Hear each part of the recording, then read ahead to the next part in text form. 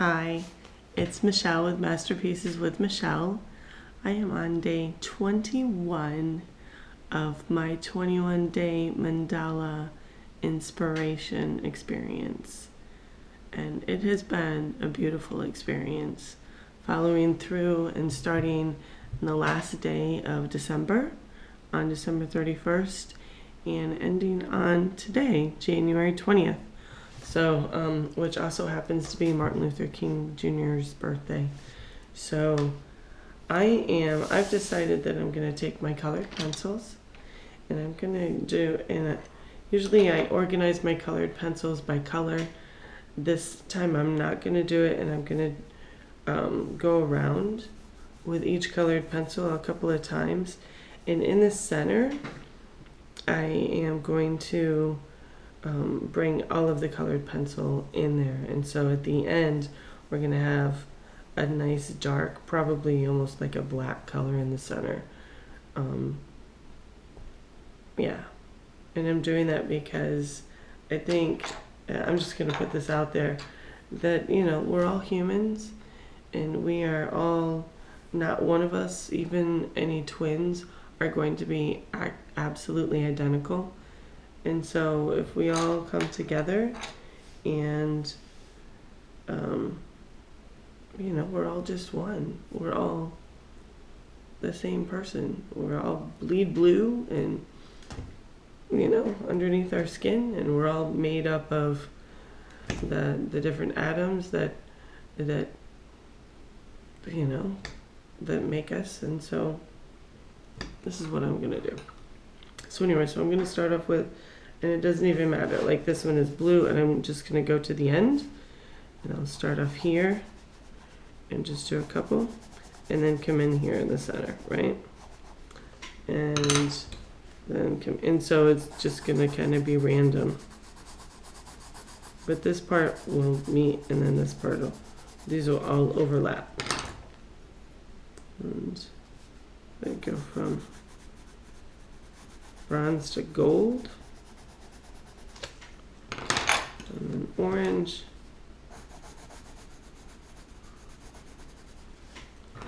I'm going to go back a little bit and then do this part all the way to the edge. So have you been doing your mandalas? The whole reason I decided to do this is because I wanted to overlap the 2019 with 2020, but I also wanted to, I mentioned it in one of my other videos, that it takes 21 days to form a habit. So I've been inspired to ask you to do something in those 21 days, just to see what that looks like. I found an extra stash of colored pencils in my thing, so I pulled some of those out too.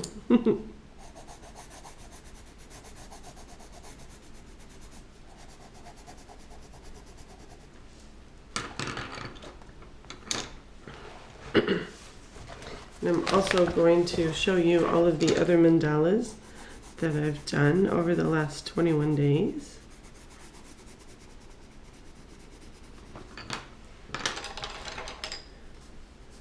Just because I think they are, I think they came out really well. And just like a great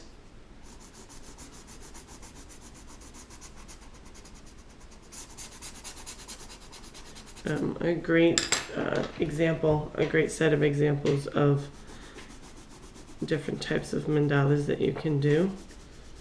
And I thought it was especially interesting when I was able to, when the monks were here, I was able to go see them and watch them do their sand mandalas, which was really, just really cool. If you ever get a chance, if any of you are out there who are ever able to go see monks create a sand mandala, I recommend it. I really do. It's quite a piece of fine art. It's they have these little metal, they're maybe about this long. They're almost like funnels, but they have little ridges on them. And they literally put down one piece of sand at a time. And it's just mind-boggling how that happens. And they have to have it memorized. So they're coming over from India.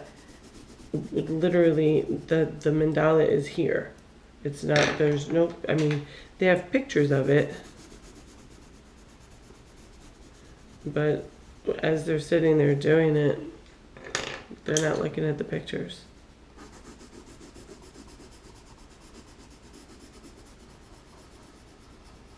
So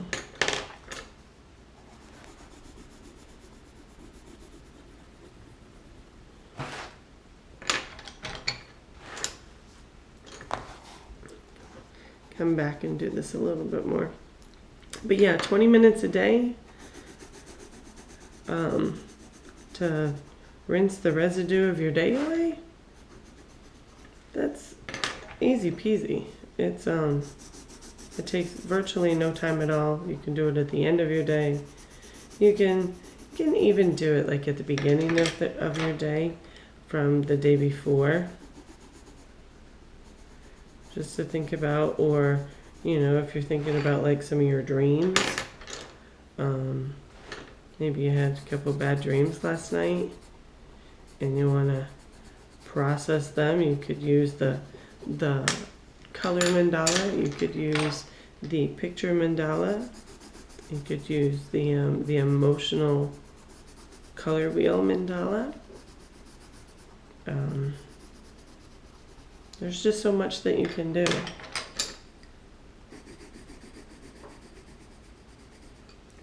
I don't know if I'm going to be able to get through all of my colored pencils. We'll see what happens.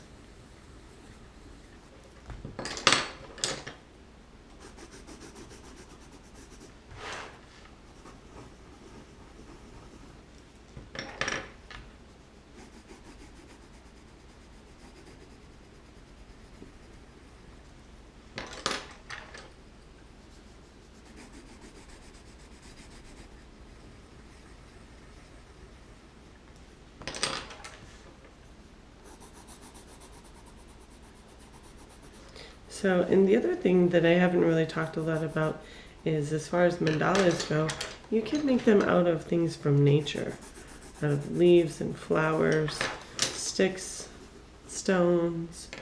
I made one a couple years ago with some kids where we, one of the florists, the local florist, donated some rose petals, which was really beautiful. And we had some garden stones, so we used those. Oops.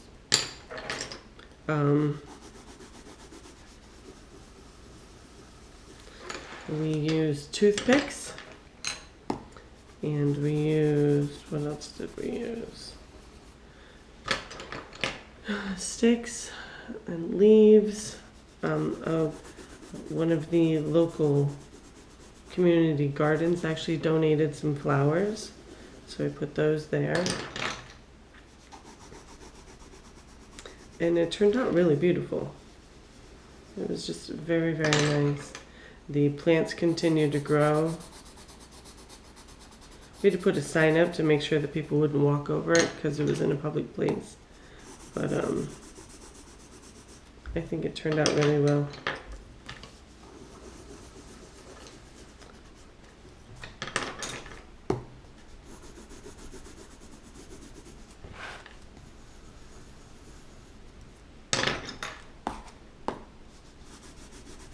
So each one of these colored pencils represents someone in the world. So we're all unique individuals, and we all make up this gorgeous place called life, and we all deserve a voice, and we all deserve peace, and to be able to speak up, to be able to thrive, to be able to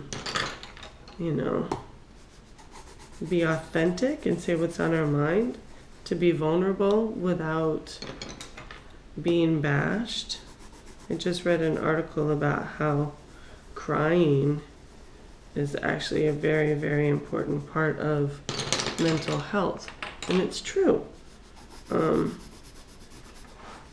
Crying is absolutely a huge part of mental health. It's one of the ways that people,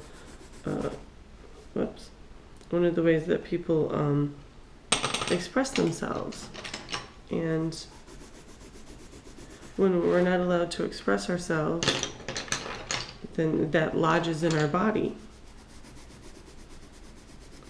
And it causes disease. And there's study after study after study that when we don't express ourselves and follow through, and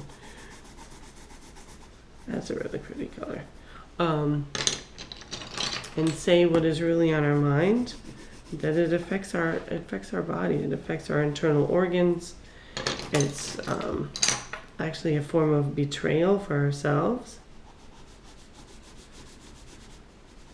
And even if we stand up to somebody who's telling us that we shouldn't be standing up, that's even more important.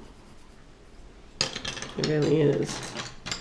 And if you're a child watching this and you're trying to stand up for yourself and people are not letting you, find someone who supports you. Find someone who doesn't try and flip it around and make you feel bad or whatever. Go ahead and you need to speak your mind. You need to be able to say that you don't feel safe, or that somebody's bothering you, or whatever the case may be. But I think that we all deserve safety. We all deserve to thrive. We all deserve to be able to speak our mind and know that we belong in this world, know that we are valuable.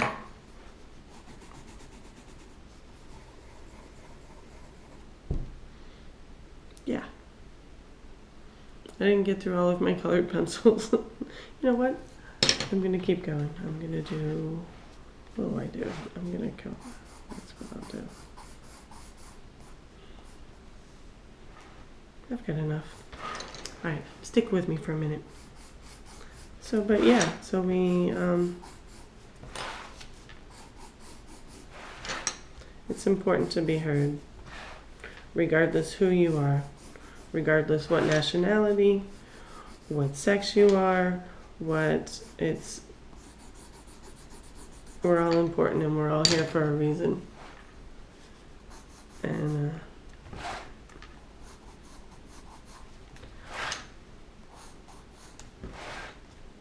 allowing people to suppress our thoughts and our feelings does not allow us to be here for the reason that we are.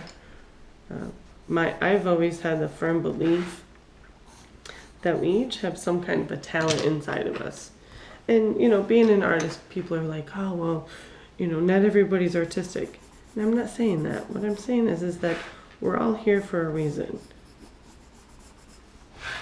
On this earth, right now, for whatever reason it is. And it's important for us to find our voice, to figure out what we're good at, to explore, to make those mistakes. And because you know what, like the other day, I took a looming class, and I picked up on it like nothing. I've never loomed before. I mean, the pot holder things that we did as kids, but that's not looming. So, but I think like art is my thing, you know. It's always been my thing. It's something that I pick up on very easily, but that may not be the same for everybody else. And so some people can write stories. Some people can surf. Some people can take pictures. Some people can play soccer. Some people can hunt. We all have incredible things that help us, that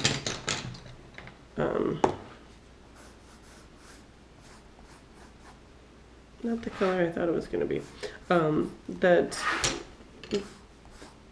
we're here for. And we should, I think it's important for all of us to find that voice, to stand up.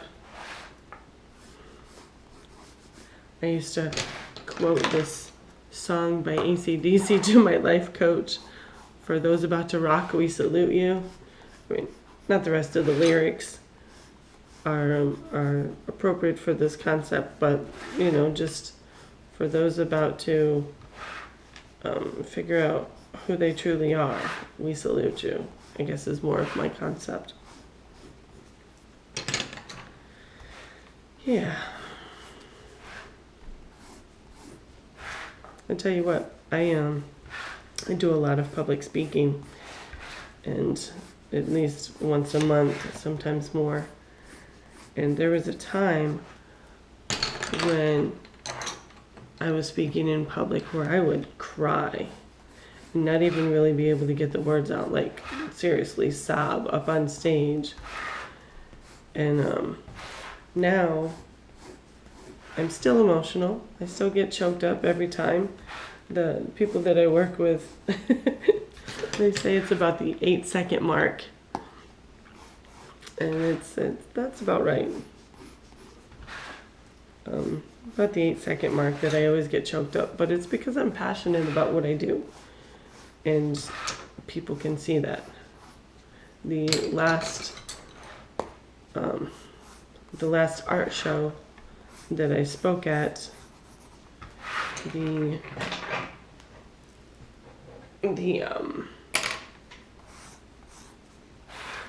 I was so passionate about it. It was a fearless fiber show. It was a show all about fiber, which was a lot of fun and great work. Oh my goodness, great work. And so, but I was emotional several times.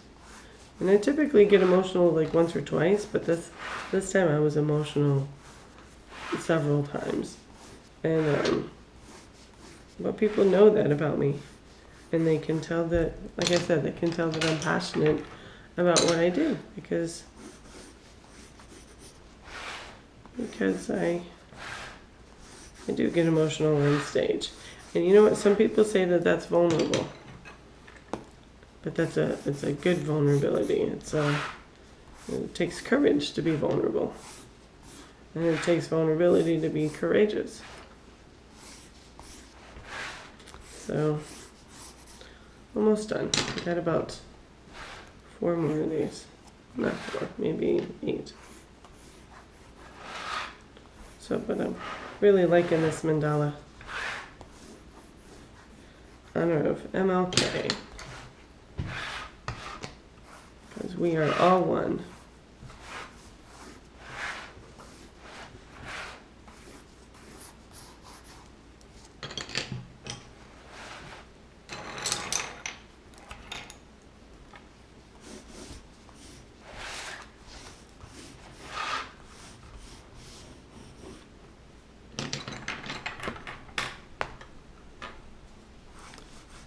And my GoPro's I'm gonna finish this up real quick because my GoPro's about to finish. About to cut me off at the 20-minute mark. So anyway, so continue to doodle the residue of your day away, okay? And please subscribe.